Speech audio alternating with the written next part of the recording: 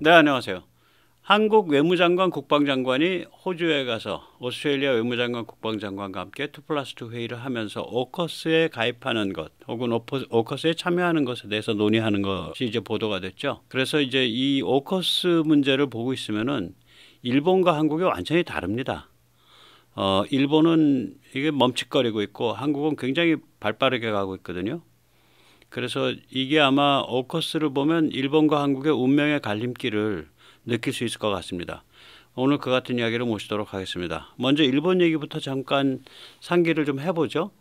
그 기시다가 이제 그 미국에 방문했을 때 그 오커스에 이제 그 일본이 이제 그 뭐 참여, 협력, 관여하는 방식들 같은 것이 좀 거론이 됐었어요. 그 뉴스에서 굉장히 시끄럽게 얘기를 했죠. MBC가 나중에 제목을 고쳤나 혹은 다른 제목을 가진 꼭지를 했는데 MBC인가로 기억을 합니다. 오커스 일본의 가입 이렇게 나왔어요. 그래서 야 이게 오커스 동맹 가입은 아니고 필러2인데 이 필러2는 이게 기술 분야인데 하고 제가 한번 언급을 한 적이 있는데 나중에 보니까 그게 또 가입도 아니더라고요. 필러2든 필러3든 필러3는 물론 없습니다. 협력이에요. 협력. 근데 그것도 이제 그 말하자면 운을 띄우는 수준입니다.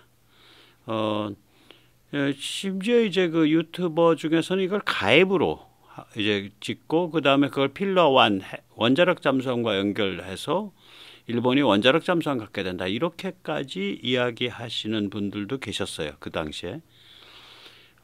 나중에 시간이 지나니까 이제 이게 협력이라고 이제 밝혀졌죠. 그래서 결국 일본이 필러2, 오커스 필러2에서 첨단 군사기술 협력을 한다. 뭐 이런 얘기가 되는 거죠. 그 다음엔 이제 드디어는 이게 이제 결국은 반중 게임이다. 오커스의 협력이든 가입이든 뭐 참여든 간에.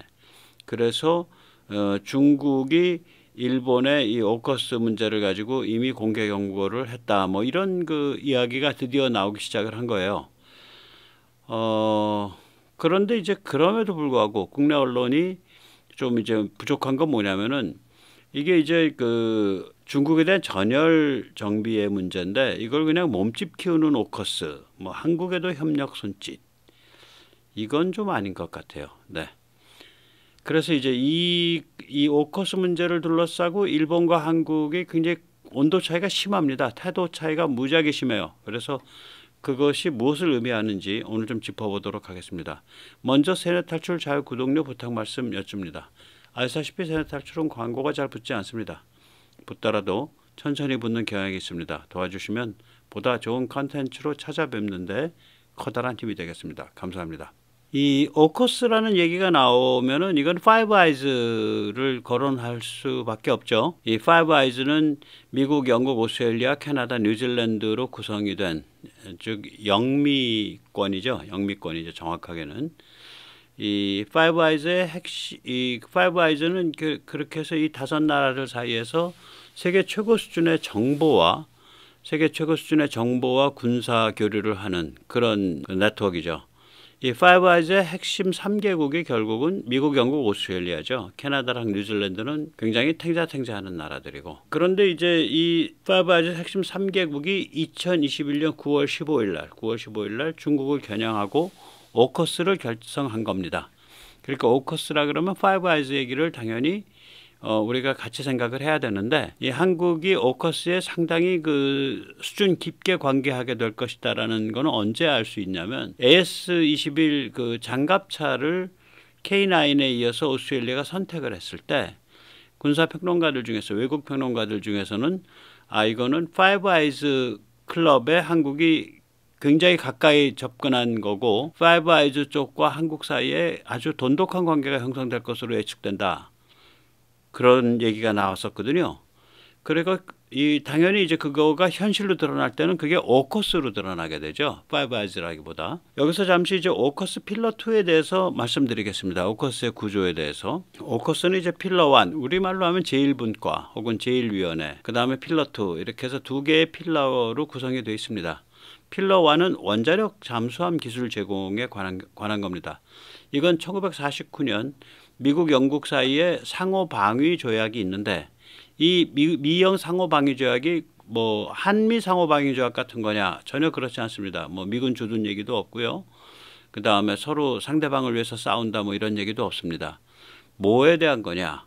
미국의 원자력 잠수함 기술을 영국에 제공하는 것, 그것에 관한 겁니다. 그러니까 상호 방위 조약이라고 해놓고 혹은 상호 방위도 아니죠. 그러니까 디펜스 트리티인데 예, 군사 조약이라고 해놓고 실제로는 군사 조약 중에 굉장히 특화된 원자력 기술과 원자력 추진 잠수함에 대한 그런 이야기예요. 이게 그래서 이 똑같은 방식으로 결국은 오커스 필러 1이 오스트레일리아에 원자력 잠수함을 제공하는 것을 규정하고 있습니다. 오커스 필러 2는 8대 분야의 첨단 기술 분야의 협력인데 이게 처음엔 4대 분야였다가 나중에 8대 분야로 확장됐습니다. 4대 분야는 뭐냐? 사이버, 인공지능 AI, 양자기술, 수중 확대 전력입니다. 그러니까 additional underwater capability예요. 그러니까 additional, 기존에 있는 underwater가 아니라 뭔가 더 추가된, 뭔가 더 확대된 그런 거죠. 사이버는 이제 겉으로 표방은 우리 통신망을 지켜내고 서버를 보완하는 것이다 라고 얘기를 하는데 이건 거꾸로 뒤집어서 생각하면 적 통신망을 파괴하고 적 서버를 파괴하는 것이죠. 목표가. 그 다음에 이제 인공지능 AI는 여러 분야 여러 무기 체계에 적용되는 건데 이 AI가 특별히 이제 우리한테 절실한 분야가 예를 들어서 고급 공중 드론 뭐 그게 뭐 무인 전투기까지 가면 더 그렇고요. 무인 정찰기 이런 것도 마찬가지죠. 양자기술, 이 양자기술은 뭐 잘 아시다시피 이 그 보안이나 통신에서 굉장히 획기적인 그런 방식이 되는데 이게 보안과 통신에서 끝나는 게 아니라 실제로는 차세대 이제 컴퓨터의 아주 핵심이죠. 그 다음에 수중 확대 전력, 이건 아까도 말씀드렸지만 수중 전력이라 그러면 우리 이때까지 잠수함인데 이 잠수함이 아닌 다른 형태의 수중 전력이다. 결국 뭐겠어요? 무인 잠수정이죠. 예, 그렇게 해서 이 네 가지를 먼저 규정을 했었습니다. 그러다가 바로 네 가지를 추가했어요. 다섯 번째는 극초음속입니다. 극초음속 미사일, 극초음속 비행체에 관한 기술, 그 다음에 극초음속 무기 방어 기술이 들어갑니다. 전자전인데 공식적 표방은 뭐냐면 적이 굉장히 심각하게 오염시켜 놓은 환경, contested area죠. 적의 전자전 공격이 극심한 환경 속을 돌파하는 기술인데 이건 거꾸로 뒤집어 말하면 적에게 전자전 공세를 퍼붓는 기술이기도 합니다. 그러고 나서 재밌는 게 그냥 아무 설명 없이 innovations라고 해놨어요. 이런 게 이제 무섭거든요.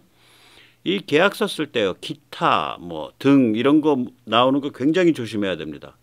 법률이나 계약서에 기타나 등이 나오면 신경이 번쩍 곤두서야 돼요. 아니 멀쩡히 가다가 innovations, 아니 뭐가 혁신이야? 혁신이 아는 게 있나요? 모든 게 다 들어갈 수 있는 거예요. 그 다음에 sensitive information, 민감 정보 공유. 이것도 마찬가지죠. 뭐가 민감 정보야? 다 들어갈 수 있어요, 여기에. 굉장히 무서운 포괄적 표현입니다. 그래서 이렇게 그 네 가지가 더 들어갔는데 네 가지 중에 나머지 둘은 정말 무섭습니다. innovation, 그 다음에 information sharing, 그러니까 기타 혁신, 그 다음 민감 정보 공유. 그걸로 그러니까 모든 걸 다 포괄할 수 있는 거가 된 거죠. 그리고 이제 그 추가된 네 가지 중에 두 가지는 그거고 이제 구체적으로 꼭 집은 건 극초음속과 전자전을 꼭 집었습니다. 자, 이런 상황인데 일본이 이 오커스에 대해서 어떻게 관계를 맺고 싶어 하는지 이제 4월 10일 날 이제 미일 정상회담 하면서 무슨 일본이 이제 오커스에 가입해서 이제 날아가나 보다. 그런데 실제로는 그렇지 않습니다. 기시다 발언 보면 냉랭해요. 백악관 정상회담 직후에 가진 기자회견에서 이렇게 말했습니다. 일본이 오커스와 직접 협력을 할 것인지 여부에 관해서는 지금 이 순간까지는 아무것도 결정된 바 없습니다. 찬물 팍 끼얹는 소리를 했어요. 백악관 정상회담 직후에. 그리고 이제 디펜스 뉴스 같은 언론, 이거 정확한 보도거든요. 기시다는 공식적 참여 의지를 밝히지 않았다. 포멀 커미트먼트가 없다야. 그러니까 아무것도 확정된 게 없어요. 고려 중이에요. 서로 간에. 그 다음에 협력 의향이에요. 이걸 이제 제일 적나라하게 표현한 거는 알바니즈, 호주, 그러니까 오스트레일리아 수상이 정확하게 표현을 했습니다. 이건 이제 The Conversation이라는 영국계 아마 매체일 거예요. 거기서 보면 정확히 나오는데 일본이 오커스에 가입한다고 이 제목이 그거예요. Is Japan joining AUKUS? Not formally. 정식 가입이 아니야. Its cooperation will remain limited for now. 그러니까 최소한 상당 기간 제한적 협력이 있을 뿐이야. 오스트레일리아 그 앤서니 알바니스 수상은 뭐라고 말했냐? 상당 기간 동안은요, 일본이 회원이 되는 일은 결코 없습니다. 프로젝트 바이 프로젝트, 케이스 바이 케이스 협력이 있을 뿐입니다. 네. 그래서 이제 돌이켜 보면 이제 그 기시다가 이제 워싱턴에 간 지 한 20일 됐죠. 우리 경우에는 이제 그 한미일 정상회담이 이제 윤 대통령이 잘 풀어가지고 캠프 데이비드에서 열린 게 작년 8월이니까 한 8개월 됐는데 거기에는 정말 무시무시한 얘기들이 많아요. 예, 무시무시한 얘기가 많습니다. 핵동맹, 그러니까 핵무기 사용에 대한 얘기, 그 다음에 그것을 위해서 NCG 핵무기 사용에 관한 컨설팅 그룹의 형성 및 운영에 관한 얘기, 뭐 별 무서운 얘기들이 많은데 일본이 간 것들 보면 뭐 말은 번지르르 했는데 일본의 그 미일 정상회담은 아니 거기서 나온 오커스 얘기도 이렇게 뜨뜻미지근한 거예요. 아 케이스 바이 케이스로요. 그 필로트의 그 첨단 기술적 협력해요. 이제 일본은 무슨 문제가 있냐? 일본 기술이 들어가면 수출을 할 때 일본 의회가 다 꼬장꼬장 참견을 하게 돼요. 근데 일본이 무기 수출을 굉장히 싫어하거든요. 우리가 이제 너무 뭐 조국 스타일로 반일 죽창과 반일 이런 풍조가 많이 퍼져 있어가지고 일본이 굉장히 공격적일 거라고 생각하는데 일본의 그거는 뭐냐면 진짜는 한 그게 유권자 한 60~70%가 이 국방력을 강화한다든지 그다음에 무기를 막 제대로 개발해서 수출한다든지 이런 것에 대해서 굉장히 그 네거티브합니다. 일본 분위기가. 그래서 그렇게 되면 표가 떨어져요. 그래서 정치인들이 거세돼 있어요. 아주 몸을 사리고 웅크립니다. 그런 이슈에 관해서.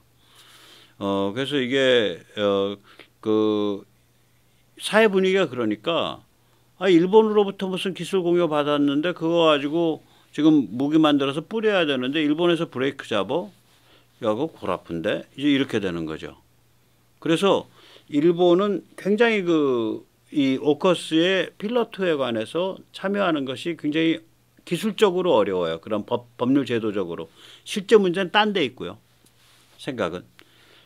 그래서 그때 이제 결국은 그러면 덜렁 가서 뭐 미일 정상회담에서 얻은 게 뭐냐? 별로 없어요. 뭐 입으로만 반중했지. 그리고 다음날 저기 그 필리핀에 봉복 마르코스 불러가지고 미국, 일본, 필리핀 3자 정상회담 한 거 쇼 한 번 딱 연출한 거 외에는 뭐 기억에 남는 게 없어. 아니 T7 훈련기 개조 면허 생산 권한 언급했나? 이거 가지고 이제 무슨 뭐 미국이 뭐 저기 뭐야 FA50, T50을 뭐 이제 그 밟아 죽이려고 통수 치는 거다 뭐 이런 별 이상한 얘기들이 많은데 그건 이제 밀리터리 평론하시는 분들 중 일부에서 하는 얘기고 실제로는 그렇지 않습니다.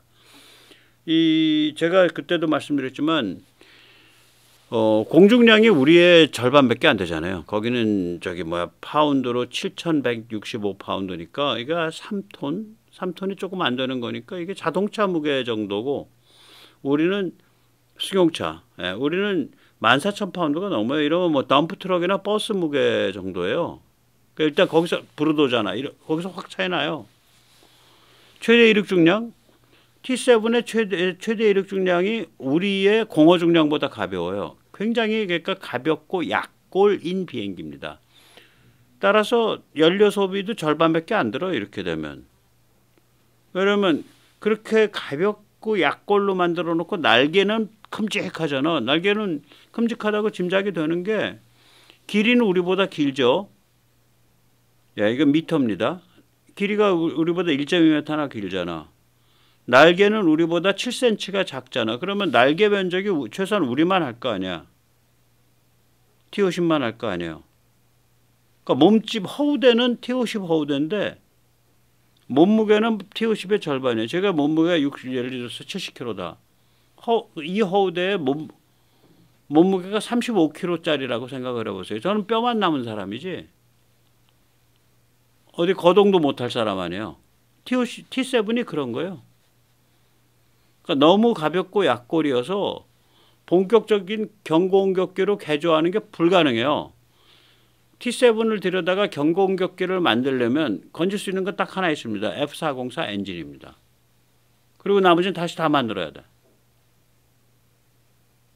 그래서 왜 그럼 이런 식의 이상한 비행기를 만드냐? 예, 그 사람들은 필요해요. 미국이나 일본은 왜 필요하냐? 제가 거듭 말씀드리지만 우리랑 조종사 교육훈련 과정이 달라요. 우리는 웅비 KT-1 이 프로펠러 비행기 열심히 잘 모른 다음에 곧바로 T-50 그러니까 본격적인 경전투기급의 초음속기를 태워가지고 훈련을 시켜요. 중간이 없는 거야. 근데 일본이나 미국은 이 프로펠러 비행기를 모른 다음에 뭐 음속을 왔다 갔다 하는 천음속 레벨에서 뭐 그러니까 T7도 최대 목표 속도가 마하 1.05입니다. 그러니까 음속 간신히 넘은 게 그러니까 초음속 맛보기를 하면서 편안하게 운전하는 그 중간 과정을 길게 가져가요. 미국과 일본은. 그 왜 바보 같은 짓이 하냐라고 말해도 상관없어요. 왜냐하면 거기는 아시다시피 미국 같으면 이제 그 뭐죠? Air Education and Training 그 커맨드 그 사령부라고요. 그러니까 교육훈련 사령부, 공군 교육훈련 사령부. 그 다 선후배로 다 엮여 있어서 다 그 쟁쟁한 그게 있는데 그런 사람들한테 가서 아이 교육훈련 과정 바꾸세요. 그 왜 그렇게 합니까? 프로펠러 모른다 하면 바로 T-50, FA-50 같은 거 살벌한 그야말로 고등 전술훈련을 할 수 있는 그런 그 경공격기 성향의 그런 걸 태워야죠. 그러면 사람은 그런 거 아니에요. 한 발씩 천천히 가는 겁니다. 지금 사령관부터 그런 말 할 거라고요. 층층시야로 깔려 있는 그 조직이 그런 문화, 그런 방식에 젖어 있거든.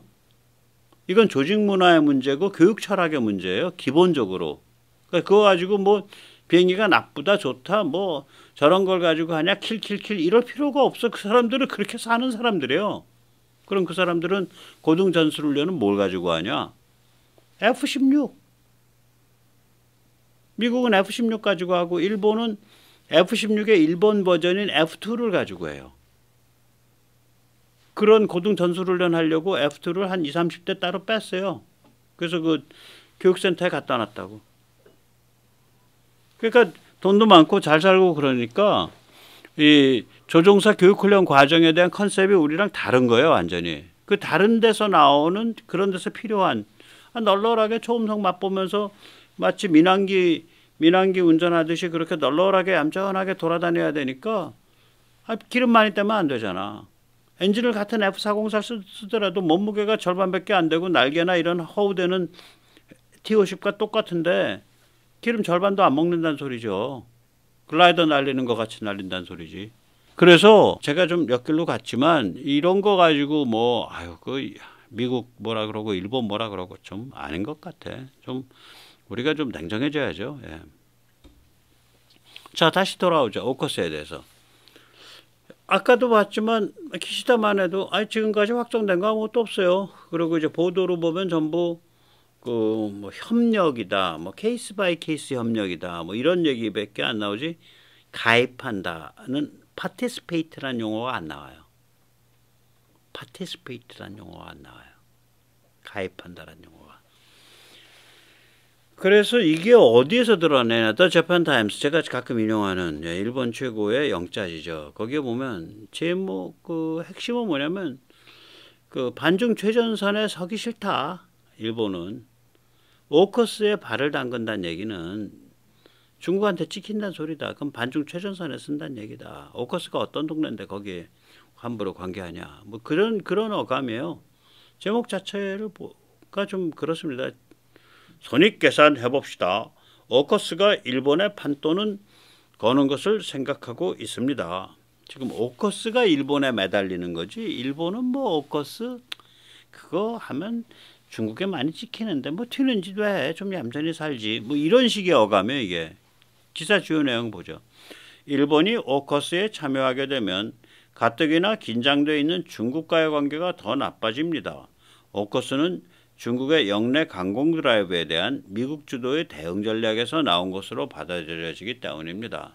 쉽게 얘기하면 지금 뭐 차이나 디리스킹이니 무슨 미중 대립이니 이거 다 미국이 그 자기들 비즈니스 하는 거지 말이야. 일본과 상관없어. 일본 괜히 거기에 그 앞에 나가서 말이지 모난돌이 정 받는다고. 우리는 그거 너무 기경하면 안 돼. 이런 어감이에요. 이 기사 전체가 지금. 이게 일본의 우파 대변 영자진데. 참 김현철 교수 생각나더라고요. 서울대 국제대학원. 제가 보기엔 문제적 교수가 많은 문제적 대학원이죠. 거기가. 그 조무슨 교수도 그렇고. 조무슨 교수는 완전히 친중파고. 김현철 교수는 아주 지능적인 반일이죠. 김 교수는 뭐라 그래? 지금 미중 대립은요. 일본이 뒤에서 이렇게 작업해가지고요. 지금 중국과 대립해야 된다고 바람 잔뜩 잡아가지고요. 미국이 거기 홀가닥 넘어가서 일본만 믿고 중국이랑 싸우겠다고 지금 칼 뽑고 나선 건데 일본은 한 발을 뒤로 물러나서 실며시 웃고 있어요. 미국이 그렇게 날뛰는데 그게 일본에 속아서 날뛴 건지도 모르고 그거에 장단 맞춰가지고 지금 날뛰고 있는 윤석열이는 저게 뭡니까 꼬라지가. 그런 어감으로 얘기해요. 김현철 교수란 사람은. 김 교수님 나한테 연락 주세요. 진위가 그게 아니었다 그럼 제가 당신이 발언한 거 당신이 글에 쓴 거 다 발췌해서 조목조목 짚어가면서 물어볼 테니까 여기 나오셔. 참나 참 문제적 대학원의 문제적 인간이죠. 문제적 교수입니다. 그게 무슨 일본이 뒤에서 작업해가지고 미중 대립이 일어난 거야. 아니지. 완전히 앞뒤를 바꾸는 거죠. 일본은 어떤 문제가 있냐면 오커스에서 드러나지만 그 중국과 좀 맞서긴 해야 되는데 반중 최전선에 나서기는 좀 그렇고 무기도 좀 우리가 만들어서 보급은 전 세계적으로 보급은 좀 해야 되는데 그렇다 그래서 무기를 만들게 되면 본격적으로 그렇게 제2 무기를 가져가게 되면 국민들이 별로 좋아하지 않아서 표가 안 되는데 어떡하지? 뭐 이런 그 뜻한 미지근한 이것도 아니고 저것도 아니고 술에 술 탄 듯 물에 물 탄 듯 이 소리도 아닙니다. 저 소리도 아닙니다.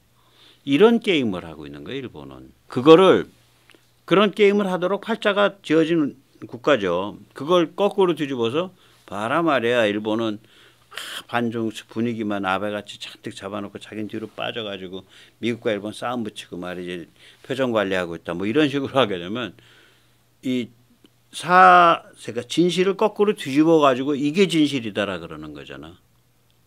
본말이 뒤집힌 거 아니에요.